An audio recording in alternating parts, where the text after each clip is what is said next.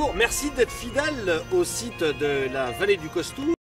Aujourd'hui, cette courte vidéo pour vous présenter l'intérêt de cette vallée et des plateaux qui sont avoisinants, mais aussi pour vous montrer les petits animaux qui y habitent et le côté historique de la vallée du Costour.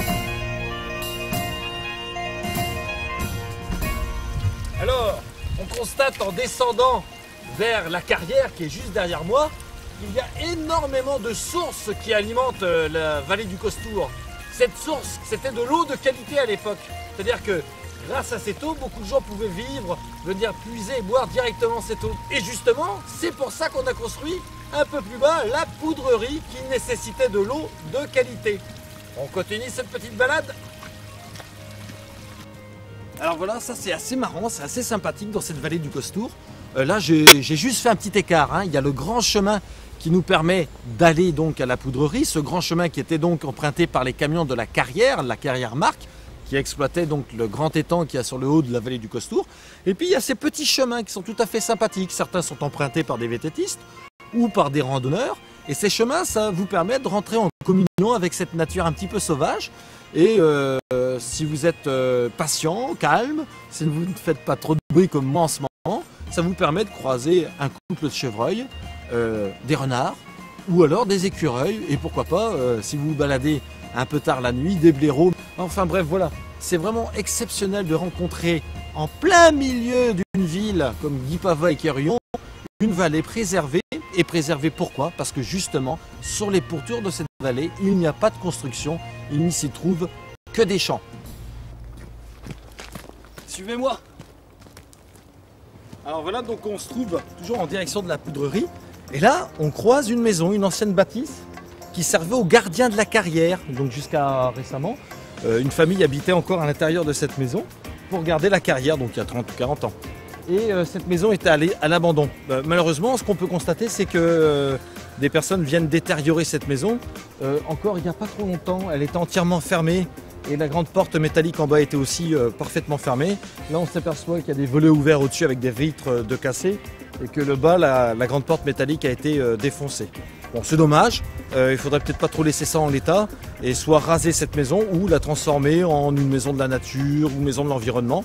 Pourquoi pas, hein, ça serait une bonne idée à mon avis. Donc je vous laisse regarder, moi je continue à descendre sur le barrage qui servait la poudrerie et on regarde d'autres images. Alors toujours en descendant sur la vallée du Costour, on arrive à cet endroit-là qui est devant donc l'ancienne carrière, hein, on a vu la maison un peu plus haut et donc là c'est l'ancienne carrière. Alors si vous vous souvenez bien, il y a quelques temps de ça, c'était complètement inaccessible. Et en plus, ce côté de la carrière servait donc de refuge pour les oiseaux et de nidification. Alors BMO a fait un super succès avec cette tranchée qui fait passer les canalisations d'évacuation d'eau pluviale. Et donc, ils ont mis des grillages. Alors un grillage, c'est vrai que c'est beaucoup plus efficace que les arbustes qu'il y avait avant avec les ronces et les orties. Donc là, un grillage, ça arrête systématiquement les gens. Regardez bien.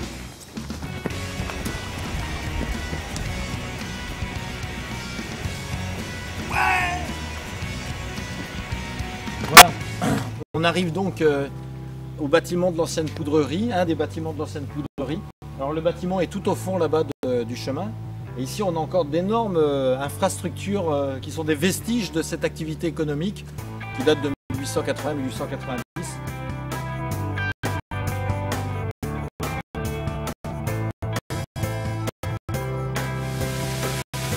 Voilà, on arrive donc au terme de cette petite balade au fond de la vallée. On va monter un peu plus au-dessus pour voir les chevreuils avec ces jolies images de chevreuils que je vous ai faites. On se retrouve là-haut pour les jolis petits chevreuils et je vous laisse regarder ici cette superbe image du barrage.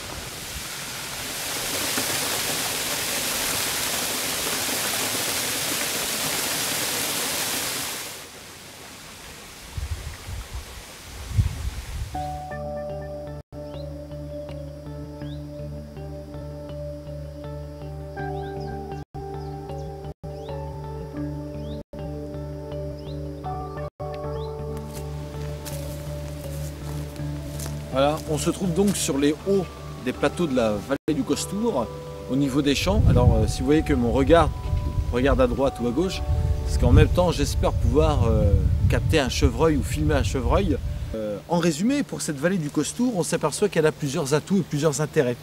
C'est-à-dire, par rapport au pacte écologique qui a été signé par nos élus de BMO, et par rapport aussi à l'agenda 21, nous avons bien entendu nos élus nous parler de 3 grands axes qui sont l'environnement, qui sont le social et qui est aussi l'économique.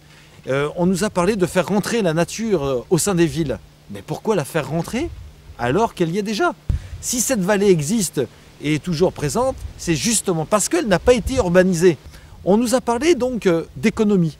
Eh bien l'économie, elle est bel et bien présente, avec l'exemple des champs qui sont à côté, mais aussi de la sylviculture, c'est-à-dire des gens qui entretiennent et vivent de la culture des bois. Il serait aussi dommage de faire sortir ces gens de cet endroit pour venir bétonner et mettre du goudron à la place de garder ce genre de forêt, ce genre d'activité économique qui, à mon avis, est rentable puisque depuis plus de 30 ans, elle y est, elle existe, elle est donc pérenne.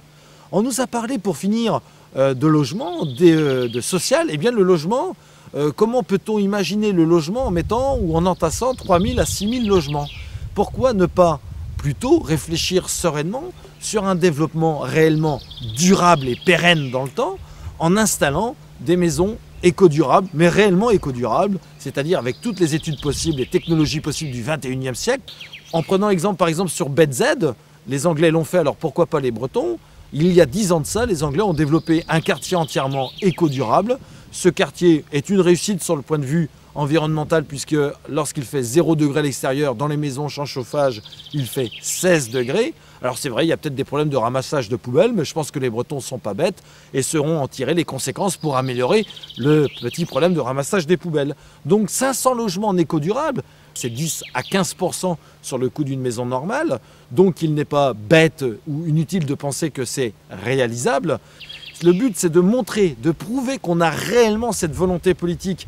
Si d'autres l'ont fait, ils l'ont fait que petit bout par petit bout. Dans la vallée du Costour, on retrouve ces grands axes, ces 3 grands axes reliés en un seul et même endroit. Économique, social donc, et environnemental dans un seul et même endroit. Pensez-y, pensez au rayonnement que ça pourrait apporter, à la fierté que ça pourrait apporter et aussi aux intérêts que ça pourrait apporter sur un développement par exemple de terres agricoles en bio avec des nouveaux brevets qui pourraient être tirés de cette agriculture biologique. Voilà, donc nous on va essayer maintenant de faire un peu plus de calme. Je vais essayer de choper des chevreuils et des blaireaux et des renards. Si j'arrive à les avoir, vous le verrez dans les images qui vont suivre. À tout à l'heure.